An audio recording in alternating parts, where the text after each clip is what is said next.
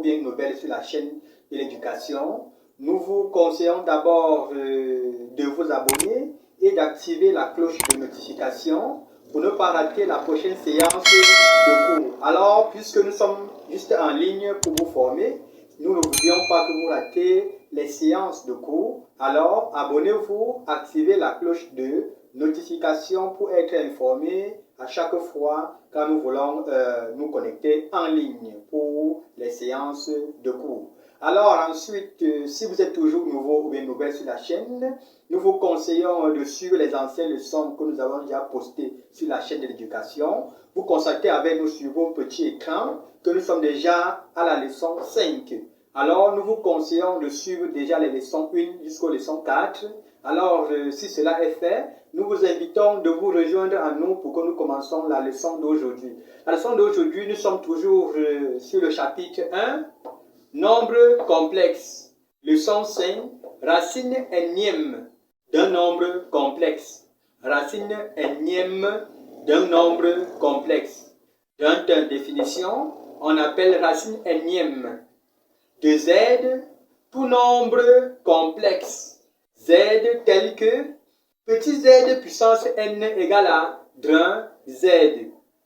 Donc racine énième, vous voyez que ici, on a mis une puissance n. Donc nous voulons déterminer le nombre de racines que porte petit z. Donc z puissance n, le mot n, énième. Donc c'est un peu ça, le terme, bien le titre de notre leçon. Alors, à partir de la définition, nous voyons déjà que nous sommes dans le sillage de cette information qui nous permet de déterminer la racine énième d'un nombre complexe. Passons sur le grand de propriété. Soit grand z un nombre complexe. Définition. Soit z, un nombre complexe défini par petit z égale à a plus ib. Vous connaissez toute la forme ci.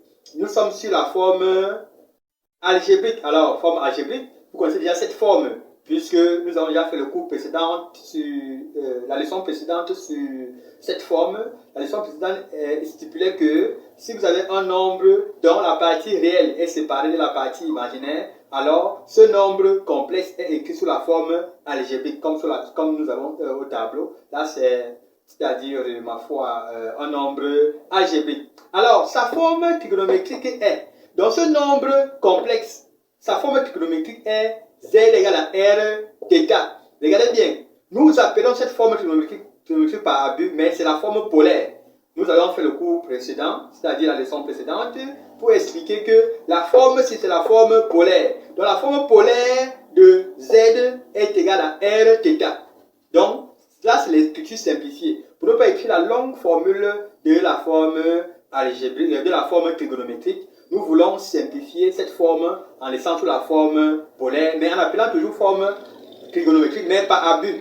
Mais nous vous rappelons que c'est la forme polaire.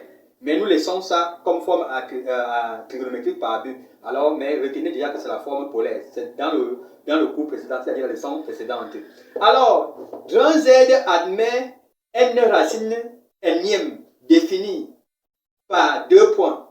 Donc, si nous avions z écrite sous la forme algébrique et que nous déterminons d'abord sa forme trigonométrique, alors les racines énièmes de z seront écrites sous la forme ci.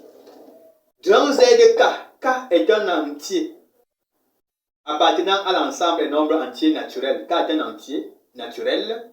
Vous connaissez ce qu'on appelle entier naturel. C'est l'ensemble des nombres qui commencent par 0, 1, 2, 3 jusqu'à plus l'infini. Alors, donc ici, nous avons k appartenant à l'ensemble des nombres entiers naturels tels que zk égale à n racine de petit r, qui est le module que nous avons trouvé sur la forme trigonométrique de z, point, virgule, θ, l'angle formé que nous avons trouvé dans l'écriture de z, sur n, le nombre de racines, c'est-à-dire la puissance n qu'on nous a donnée au départ, racine énième, donc divisé par cette puissance-là, plus 2k pi, divisé par cette puissance qu'on nous a donnée. Donc là, c'est la forme qui nous permet de déterminer toutes les racines que nous allons calculer dans cette leçon. Alors, regardez bien, pour tout k appartenant à l'intervalle 0, 1, 2, n-1, ça veut dire que quoi? Si nous voulons déterminer la racine énième de de z puissance 5 par exemple. La puissance est 5. Ça veut dire qu'on va commencer à compter de 0 jusqu'à 4 parce qu'on va faire 5 moins 1. Donc ça veut dire qu'on va compter de 0 à 4. Donc c'est-à-dire qu'on prend la puissance qu'on nous a donnée, puissance n qu'on nous a donnée, on retire moins 1. Mais en commençant par 0, parce qu'on aura toujours 5 racines. La puissance renvoie au nombre de racines que nous allons déterminer. Par exemple, si c'est la puissance 2, ça veut dire qu'on aura 2 racines. Si la puissance 3, on aura 3 racines. Donc c'est un peu comme ça. Donc voilà la formule, c'est-à-dire dans cette propriété, c'est la formule qui nous permet de déterminer la racine n d'un nombre complexe. Vous constatez avec moi que c'est une formule qui est tellement simple. Il faut juste que le candidat, ou bien l'élève, ou bien l'apprenant puisse juste appliquer cette formule pour trouver le résultat escompté. Alors, si vous avez des questions, laissez vos questionnaires en commentaire. Nous allons venir porter les éclaircissements sur vos questionnaires ou bien vous envoyer les questionnaires dans nos différents forums pour que nous puissions répondre à vos questionnaires. Mais si vous n'êtes pas dans nos différents forums, laissez en commentaire. Nous sommes en ligne là pour vous aider. Donc, ne perdez pas de temps. Toujours, à chaque fois que nous laissons une leçon, faites l'effort de suivre la leçon attentivement. Si vous n'avez pas de questions, restez tranquille. Mais si vous avez des questions, laissez ces questionnaires en commentaire. Alors, nous allons passer sur 33. Exemple. Déterminer les racines énièmes de z carré égale à racine de 3 plus i. Déterminer la racine énième de z carré égale à racine de 3 plus i. Solution. Qu'est-ce que nous avons dit? Pour déterminer la racine énième d'un nombre complexe, il faut d'abord déterminer sa forme trigonométrique. Dès que vous trouvez la forme trigonométrique, c'est facile, vous en déduisez seulement les autres résultats. Alors, déterminons d'abord la forme trigonométrique de z simple, de z qui est la racine de 3 plus i. Donc, nous ignorons d'abord sa puissance. Nous travaillons sans puissance, nous prenons d'abord le z là, nous travaillons en cherchant sa forme trigonométrique, en ignorant la puissance 2. Donc, nous allons d'abord ignorer la puissance 2. Alors, module de z, comme nous connaissons déjà, c'est la partie réelle au carré, plus la partie imaginaire au carré. La partie réelle ici, c'est racine de 3. C'est la racine de 3 au carré, plus la partie imaginaire qui est 1 au carré. Dès que vous calculez ça, racine de 3 au carré plus 1 au carré donne racine de 4, qui donne 2. Cosinus θ égale à partie réelle sur le module. Sinus θ égale à partie réelle toujours sur le module. Donc vous voyez la partie réelle divisé par le module qui est 2. Partie imaginaire qui est 1 divisé par le module qui est 2. Alors, en première, rappel sur la trigonométrie. En première, quel est l'angle dont son cosinus égale à racine de 3 sur 2 et son sinus égale à 1,5? Vous connaissez ça. Donc vous voyez que c'est très simple. Donc, quel est l'angle dont son cosinus égale à racine de 3 sur 2 et son sinus 1,5? Donc l'angle là c'est pi sur 6. Donc c'est-à-dire 30 degrés. Pi sur 6 ou 30 degrés. Alors la forme trigonométrique de z c'est 2 facteur de cosinus pi sur 6 plus i sinus de pi sur 6. Là c'est la forme trigonométrique de z simple, c'est-à-dire sans puissance que nous avons d'abord déterminée. Et ensuite, nous continuons sur 2, déduction des racines. Alors, sur 2, nous allons déduire les racines. Il faut d'abord déterminer le réel k. Le réel k, comme nous avons expliqué dans la leçon. Qu'est-ce que nous avons dit? Pour déterminer le réel k, on utilise la puissance donnée, on retire moins 1. Dans la puissance donnée, on fait moins 1 pour déterminer le nombre de valeurs de k. Alors, k commence de 0, 1, 2, jusqu'à n moins 1. Mais on commence par 0. Alors, si notre puissance c'est 2, la puissance 2 qu'on nous a donnée, si on commence par 0, donc en effet, si on fait d'abord 2 moins 1, ça va donner 1. Donc, on va quitter de 0, 1. Donc, on va s'arrêter à 1. Donc, 0, 1. Donc, si j'ai la puissance 2, je compte de 0 à 1. Si j'ai la puissance 3, je compte de 0 à 2. Si j'ai la puissance 7, je compte de 0 à 6. Si j'ai la puissance 10, je compte de 0 à 9. Vous voyez qu'on a toujours les 10 racines. Comme ici, c'est puissance 2. Ça veut dire qu'on aura 2 racines. Donc, on va compter de 0 à 1. De 0 à 1, ça fait toujours 2 racines. Donc, ça veut dire que K a 2 racines, 0 et 1. Nous rappelons que la formule, c'est cette fameuse formule que nous avons écrite en dessous. C'est la formule que nous allons appliquer pour déterminer les racines. C'est ça que nous allons encore rappeler ici. ZK égale à N racine ou bien racine de R puissance N sur plus θ sur N plus 2K pi N. Donc ça c'est point virgule, pas plus, point virgule. Donc nous venons sur la formule-ci, on remplace K par sa valeur et N par sa valeur. Alors, regardez bien ici. Le R-ci, la partie ci, on fait comment pour trouver la partie ci? Regardez bien. Si j'ai racine, j'ai trouvé le module au-dessus, 2. Maintenant, il faut trouver le petit R. Le petit R ci serait égal à quoi? Or, le petit R maintenant, là, c'est le module de Z carré qu'on nous a donné.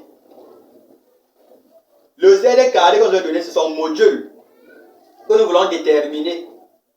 Alors, pour déterminer son module, je mets le petit R. Donc, j'appelle son module petit R. Donc, nous avons supposé, on ne peut pas appeler ça n'importe quoi, mais nous avons supposé que son module, c'est petit R. On élève au carré, parce qu'il y a le carré dessus. Donc, Z, petit R puissance 2 est égal à le module qu'on a trouvé maintenant. Le module-ci, c'est le module de Z simple, sans le carré. Alors, si vous avez un nombre avec le carré dessus, pour tirer petit R ici, vous allez faire comment? Vous devez appliquer seulement la racine sur 2, sur le résultat que vous avez. C'est ça. On a pris seulement la racine carrée dessus. Or, malheureusement pour nous, nous avons pris un cas simple, puissance 2. Si c'était puissance 3, par exemple, si c'était puissance 3, on devait mettre cette racine cubique de 2. Donc, on devait mettre 3 ici. Donc, vous voyez qu'on a mis NL ici. On devait venir ici, on devait mettre 3. Même s'il y a le 2, bon, je ne voulais pas vous expliquer comme ça. Parce qu'on lit racine carrée. Donc, le 2 qui est c'est le carré. Donc, on lit racine carrée de 2. Racine carrée de 2. Or, comme par analogie, il y a 2 virtuels qu'on ne voit pas ici. C'est pour ça qu'on nous laissons sous la forme. Normalement, c'est racine carrée de 2. Par exemple, si ici, la puissance était 3, on doit mettre racine cubique. Donc, on doit mettre 3 ici. Racine cubique de 2. Si par exemple c'était puissance 7, on doit mettre racine puissance 7 ici. On mettait 7 ici là. Donc, racine septième de 2. Donc, on doit mettre 7 ici. Il faut que je me fasse bien comprendre. Mais comme pour nous, c'est seulement puissance 2, on ne met plus 2 ici. On met seulement racine de 2. Donc, on a R carré égale à 2. Ça veut dire que R c'est égal à racine de 2. N'importe qui peut trouver ça. Même si c'est n'importe quoi, vous pouvez trouver ça sans problème. Mais je voulais vous prendre le cas général pour vous dire que si c'était par exemple la puissance 3, vous devez mettre 3 là, ici. Ça devait lire racine cubique de 2. Donc, voilà comment on devait faire pour trouver le petit R ici. Puisque nous avons donné les exercices que vous devez traiter. Et dans ces exercices-là, on n'aura pas seulement la puissance 2, on aura n'importe quelle puissance. Vous devez seulement mettre cette puissance-là ici là pour trouver le module de Z puissance qu'on vous a donné. Alors, après avoir trouvé le module R qui est égal à la racine de 2, donc le module ci, on a déjà trouvé le module ci, il faut trouver l'angle θ ci. L'angle θ, il faut trouver. Alors, selon la formule dit que je dois utiliser le θ que j'ai trouvé sur la forme trigonométrique, divisé par la puissance n qu'on m'a donné. Donc, on a pi sur 6. Donc, θ c'est pi sur 6 sur 2. Plus 2k pi. K c'est combien? K. Pour k égale à 0, vous voyez, ici nous sommes sur z de 0. Ça veut dire k égale à 0. On a remplacé k ici par 0. Si k égale à 0, on a 2 facteurs de 0 pi sur 2. 2 fois 0, 0, le côté donne 0. Ça nous laisse quoi? Racine de 2, point virgule, pi sur 12. Racine de 2, point virgule, pi sur 12. Parce que la partie, ça donnait 0. En conclusion, la première racine énième que nous avons trouvée, c'est Z0 qui est égal à racine de 2, facteur de cosinus pi sur 12, plus I sinus pi sur 12. Là, c'est la première racine. Deuxième racine, on remplace K par 1. Deuxième racine, on remplace K par 1 dans la formule générale. K égale à 1. Donc, on remplace K partout par 1. On aura racine de 2, puisqu'on a calculé le module. Le module ne change pas. Quelle qu'en soit la racine que nous voulons déterminer. Le module est constant. Donc, voici le module que nous avons écrit. Point virgule. Pi sur 6. C'est-à-dire θ θ, c'est-à-dire l'angle initial qu'on a trouvé, pi sur 6, divisé par n, c'est-à-dire par 2, plus 2k pi. K c'est 1 sur n. N, c'est-à-dire n c'est 2 dans notre cas d'étude. Et vous calculez la somme ci, vous allez trouver 13 pi sur 12. Alors la deuxième racine que nous avons déterminée, c'est Z1 qui est égal à la racine de 2, facteur de cosinus 13 pi sur 12 plus I sinus 13 pi sur 12. Alors voilà comment on résout, ou bien voilà comment on détermine les racines énièmes d'un nombre complexe. Nous avons fait deux racines énièmes. On a Z0 et Z1. Alors, nous allons laisser les exercices dans la suite de la vidéo. Donc, continuez à suivre. La suite, c'est les exercices. Nous allons laisser la fiche de TD. Alors, suivez la fiche, suivez la suite pour voir le TD que nous allons vous laisser. C'est-à-dire les exercices qu'on dit TD là-bas, c'est travaux dirigés. Les exercices que nous allons vous laisser. Alors, vous traitez, vous laissez vos résultats en commentaire ou bien vous renvoyez directement dans nos différents forums vos résultats pour que nous puissions corriger. Même si vous laissez ces résultats en commentaire, nous allons venir directement apporter les éclaircissements. Même si vous envoyez dans nos différents forums, nous allons venir apporter les éclaircissements pour vous notifier et apporter les corriger. Alors, de là, restez scotchés toujours sur la chaîne de la connaissance pour ne pas rater les prochaines leçons. Donc, abonnez-vous, activez la cloche de notification. De là, portez-vous bien.